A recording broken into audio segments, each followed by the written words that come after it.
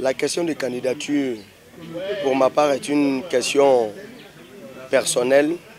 Une question personnelle parce que, fils de la commune d'Abobo, je suis citoyen. J'ai contribué également à la construction d'une politique de proximité lorsque je suis rentré au Parlement. Je faisais partie de ceux qui disaient que la politique qui s'est définie comme la gestion de la cité devrait transformer socialement la vie des populations. Je l'ai fait régulièrement et à la sortie de la législature 2011-2016, ce sont les populations d'Abobo qui ont bénéficié de cette politique de proximité, de cette politique à visage humain, de cette politique qui place le citoyen au cœur de son action. Ils se sont dit, voici quelqu'un qui a déjà les rudiments et le réflexe de devenir maire de la commune d'Abobo.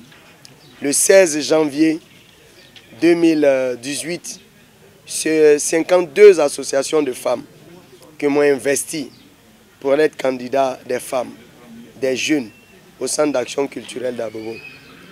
Au jour d'aujourd'hui, je maintiens ma candidature parce que je suis convaincu que les populations d'Abobo qui ont aimé la mise en œuvre de cette politique de proximité continuent de croire en ma candidature, la candidature du fils d'Abobo, la candidature de la transformation sociale de la vie des populations d'Abobo, la candidature des femmes, des jeunes et des hommes d'Abobo. Je maintiens ma candidature jusqu'au bout.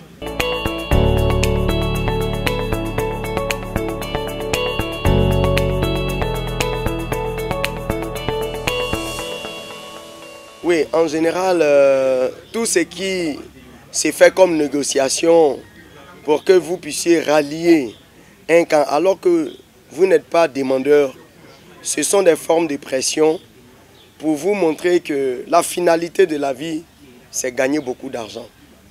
J'ai refusé ces offres parce que pour moi, la finalité de la vie, c'est comment transformer socialement les citoyens d'une communauté pour éviter qu'ils deviennent des loups les uns pour les autres.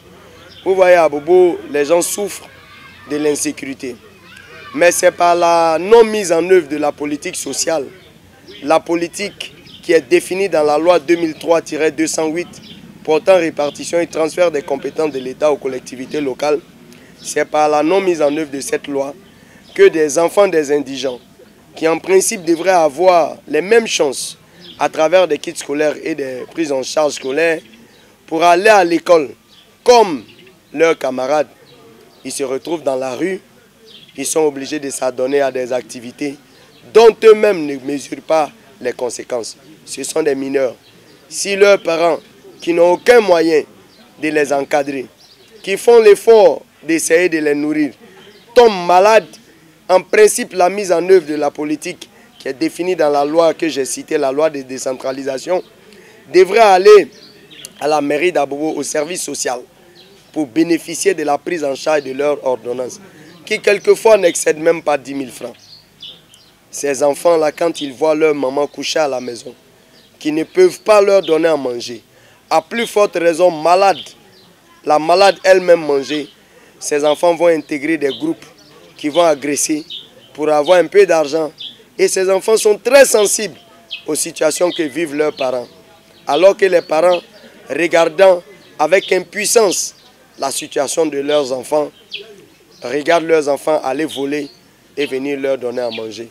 Je ne soutiens pas ces actions, mais je voudrais dire que si on met en œuvre la politique sociale, si on met en œuvre la loi 2003-208 portant répartition et transfert des compétences de l'État aux collectivités locales, aujourd'hui à Abobo, ces enfants-là pourraient être récupérés, reversés dans des écoles, de formation football. J'ai fait un peu, mais les moyens que j'ai ne peuvent pas le faire à grande échelle. Je l'ai pratiqué à petite échelle. J'ai besoin du budget de la mairie pour la transformation sociale de ces enfants et de leurs parents.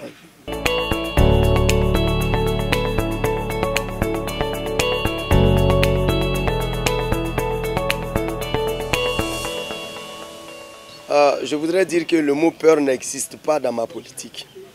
Parce que nous sommes dans un État civilisé qui est dirigé par un président qui a fait ses preuves au plan international. Le président Alassane Ouattara est le premier citoyen de la République. Il peut choisir qui il veut pour le soutenir, mais le président Alassane Ouattara sait qu'il existe ici à Abobo ses propres enfants, ses enfants du RDR, qui ont une formation de qualité, qui ont une formation politique de qualité. Le président Alassane Ouattara me connaît et je suis convaincu qu'il a un peu mal. Parce que ceux qu'il nous a donnés hier ont déçu les populations, ont redescendu le leadership et l'aura du président de la République ici à Abobo par terre. Je voulais rappeler que devant le président, en décembre 2016, à l'occasion du lancement de la campagne des législatives, dont moi-même j'étais candidat sur la liste du président de la République, j'ai eu mal quand le maire, ministre d'Abobo, a pris la parole et qu'il a été hué par les populations. Le président a dit, c'est moi qui n'ai pas donné les moyens à Adama Toungara pour travailler, mais faites-moi confiance, j'en donnerai les moyens.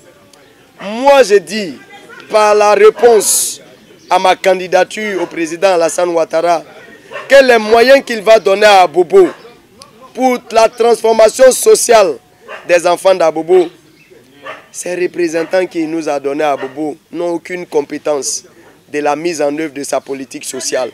Seuls nous, les enfants d'Abobo, qui avons vécu dans la précarité, qui avons construit notre vie dans la pauvreté, aujourd'hui, nous avons atteint un certain niveau.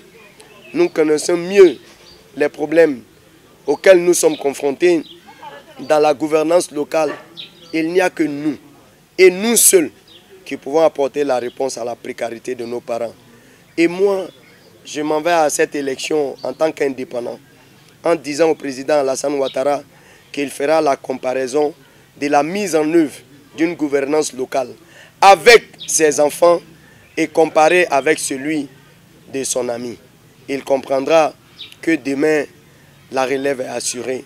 C'est ce message que je veux donner au président de la République, parce que le président de la République sait que 2001 n'est pas 2018. Ceux qui avaient 1 an et qui sont nés en 2001 sont des électeurs en 2018 ici à Abobo. Et leur grand frère s'appelle Koné Tefo, qui les a scolarisés, qui les a soignés, qui a soigné leurs parents, qui a mis en œuvre une politique de proximité, une politique de développement humain, une politique qui place le citoyen au cœur de son activité. Ici à Abobo, nous avons envie, nous aussi, de travailler à l'amélioration de nos conditions de vie. Ahmed Bakayoko est député à Séguéla. C'est la première fois dans le monde entier qu'un député dans une localité veut briguer une mairie dans une autre localité. Moi j'ai mal parce que nous nous sommes battus depuis plus de 20 ans pour que le président Alassane Ouattara accède au pouvoir. Et c'est pas ces genres de pratiques qu'aujourd'hui le nom du président est en train d'être sali.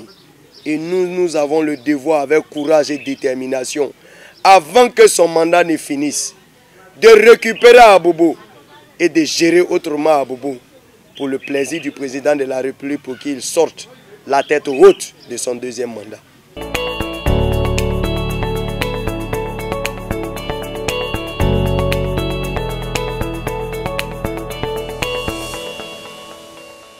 Bien, monsieur le journaliste, vous êtes en Côte d'Ivoire ici, vous suivez au même titre que nous l'évolution de la situation politique. Le RHDP est un groupement politique. Le RD est un parti politique. Aujourd'hui, en 2018, quand on parle d'élection de la mairie, nous, population d'Abobo et nous, les enfants d'Abobo, nous nous retirons de la politique pour aller faire face au développement. Le RHDP, ce sont des citoyens qui y sont. Mais ces mêmes militants du RHDP me parlent, m'encouragent à maintenir ma candidature, me soutiennent. Et les résultats, le 13 octobre 2018, vous allez voir, le creuser, le cas sera grand. Oui, parce que la politique qui est pratiquée en 2018 à Abobo par le gouvernement ne passera pas. Non, ne passera pas. Parce que le niveau de la conscience citoyenne et civique des populations d'Abobo leur offre l'opportunité d'opérer le choix juste, le meilleur choix pour leur devenir et pour la transformation de vie de leur population.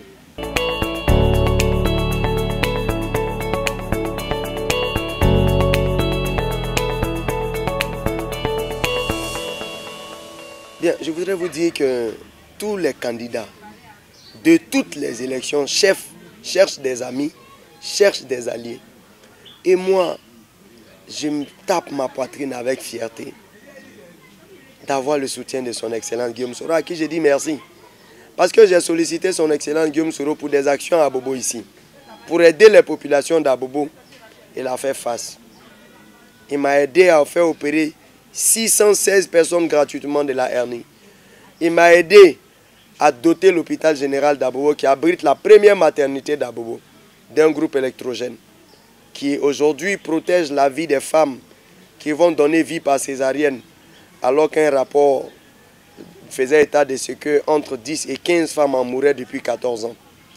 Quand une telle autorité, d'une telle envergure, soutient un candidat comme Tefou, c'est pour la mise en œuvre de la politique à visage humain.